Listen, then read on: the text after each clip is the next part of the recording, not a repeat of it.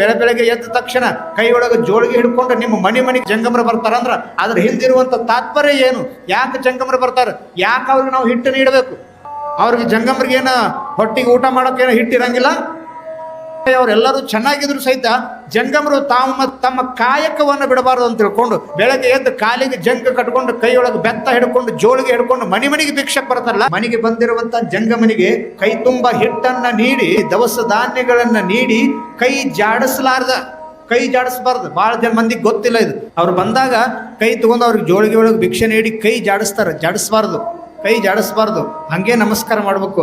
ಯಾವ ಮನೆಗೆ ಪ್ರತಿನಿತ್ಯ ಜಂಗಮನ ಪಾದ ಸ್ಪರ್ಶವಾಗ್ತದನೋ ಆ ಮನೆ ಒಳಗ ಪಾಸಿಟಿವಿಟಿ ತುಂಬತೈತಂತೆ. ಯಾವಾಗ ಜಂಗಮನ ಜೋಳಿಗೆ ಏನು ಸಾದಾ ಅಂತ ತಿಳ್ಕೊಬೇಡ್ರಿ. ಜಂಗಮನ ಜೋಳಿಗೆ ಇಂಥ ಶಕ್ತಿ ಐತಲ್ಲ, ಕೈಯೊಳಗೆ ಜೋಳಿಗೆ ಹಿಡಿದಿರುವಂತ ಜಂಗಮ ಈ ಮನೆತನಕ್ಕೆ ಒಳ್ಳೇದಾಗಲ್ಪ ಅಂತ ಹೇಳಿ ಮನಸ್ಸಿನೊಳಗೆ ನಿಮ್ಮ ಮನೆಯೊಳಗೆ ಬಂದು ನೀವು ನೀಡಿರುವಂತ ಹಿಟ್ಟು ನೀಡಿಸ್ಕೊಂಡು ಮನಸ್ಸಿನೊಳಗೆ ಮನೆತನಕ್ಕೆ ಒಳ್ಳೇದಾಗ್ಲಿಪ್ಪ ಭಗವಂತ ಅದು ಬೇಡ್ಕೊಂಡ್ರೆ ಸಾಕು, ನಿಮ್ಮ ಮನೆ ಉದ್ಧಾರ ಆಗ್ಬಿಡುತ್ತೆ. ಅಷ್ಟು ತಾಕತ್ತ ಜಂಗಮನ ಜೋಳಿಗಳಿಗಿರ್ತದೆ.